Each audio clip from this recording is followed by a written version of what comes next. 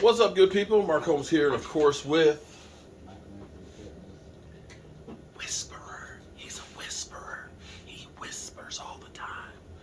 Michael Anthony Fitness, gig economy, reactions, CNC machine, electrician, jack of all trade, and the master of none, which is better than the master of one. Because, see, when the shit hits the fan, you want a MacGyver.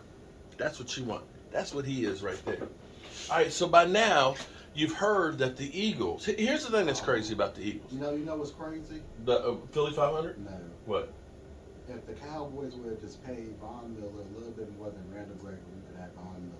Well, but here's an interesting... I'm gonna get... hold on for a second here.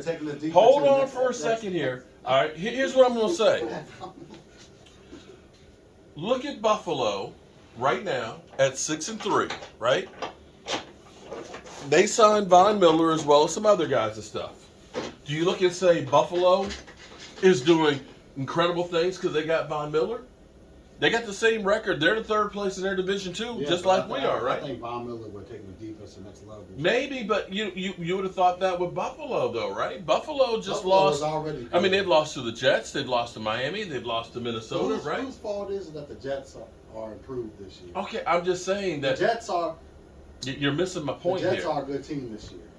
My point being is, we looked at Bobby Wagner. Bobby Wagner goes to the Rams. The Rams are in the toilet.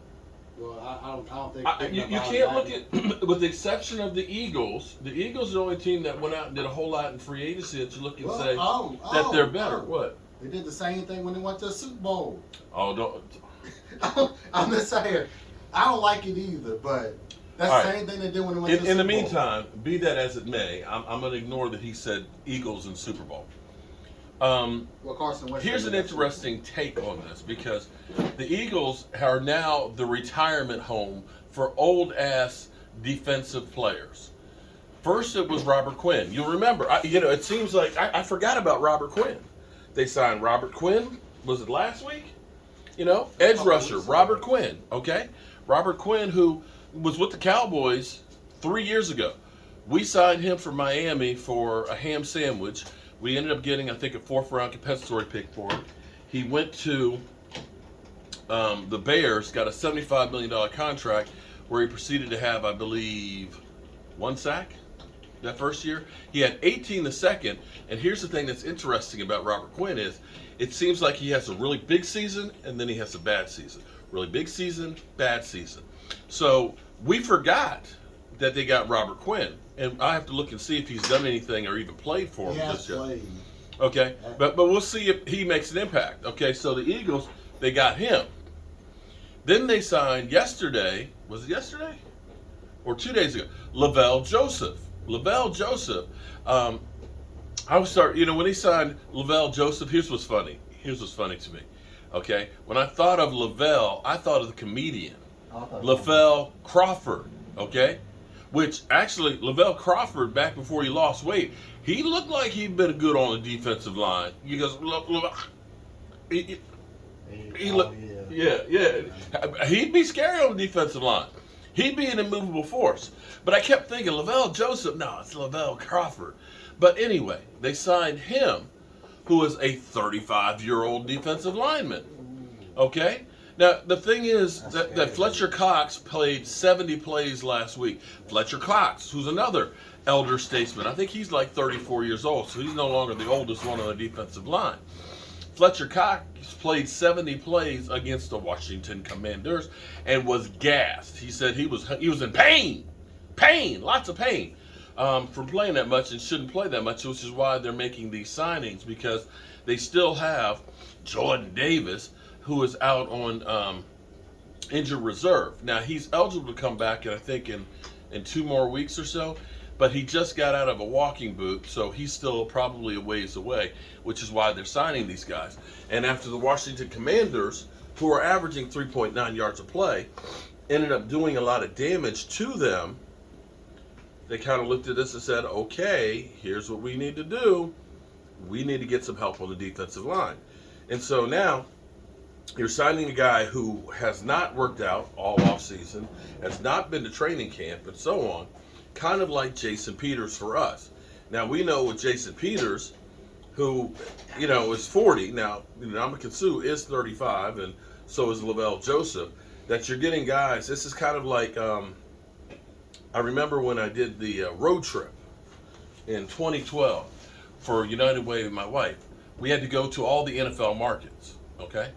So I drove 14,000 miles around the country going from NFL city to NFL city.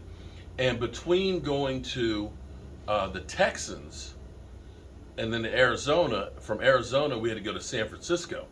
And basically we were just driving, and we decided to do a drive-by the Grand Canyon because we said, we're probably never going to be anywhere close to the Grand Canyon again. So we went like 3 hours out of our way and literally stayed at the Grand Canyon for 15 minutes and kept on driving. And we drove till about 2 o'clock in the morning where I was just too tired to go any further. And we're out in the middle of the Mojave Desert someplace, and we stopped off, just got off the exit. And we stayed at what was called the Executive Inn. I didn't see no executives in this inn. This was a hole in the wall out in the middle of the desert. But what I always did was, when I got up in the morning, I wanted to see the sunrise. So I get up, I go outside, and across the street from where we're staying at the motel, the Executive Inn, is one of these airplane graveyards out in the middle of the desert. And the reason they're out there in the middle of the desert is because it doesn't rain and stuff, and it doesn't like rust stuff out, and the air is dry and this, that, and the other. So that's where they store all these old planes so they can pirate them for pieces or take them out when they need them. It's kind of like mothballing a battleship. Well, that's what the Eagles are doing. They're taking all these mothballed defensive players and trying to throw them into service. And what you find out when you're bringing something that's old and out of service is it's kind of hard to get the thing started. It's old technology. It's got, problems here. It's got some rust there. And so this is what the Eagles are doing. And the thing is you waiting on me? Well, no, you can start your stuff up, man. Don't stop working. I talk all the time. Let's keep talking. All right. When you bring these things out of mothballs, it takes time for it to get there. Now, in our mind, what you think of, when you think of the battleship Missouri, oh man, the battleship, big old battleships, man. You think of how great it was and the glory that it had. But then you don't realize it's leaking oil. It's got, diesel boilers in there and stuff that are rusted out and everything else. That there's a lot of maintenance you got to do to get it working, and it only halfway works. Then you got to update it because the software that's in the old ass computers and stuff don't work and things. And that's what you get with a lot of these older players. But we're thinking about the glory. Oh my God, the Eagles signed Ndamukong Suh. Damn, right? Oh my God, they got Robert Quinn and Lavelle Joseph. Yes. If this was World War II or the Korean War, that Missouri is the thing. But right now, it's outdated. It's outdated. And that's why it's sitting there in mothballs as a museum. We'll see if Ndamukong Suh, Robert Quinn, and Lavelle Joseph, some of the oldest mother humpers, can help bring back that glory for the Eagles. We'll see. All right, let her rip, Mike. He worked hard. He worked real hard. Peace.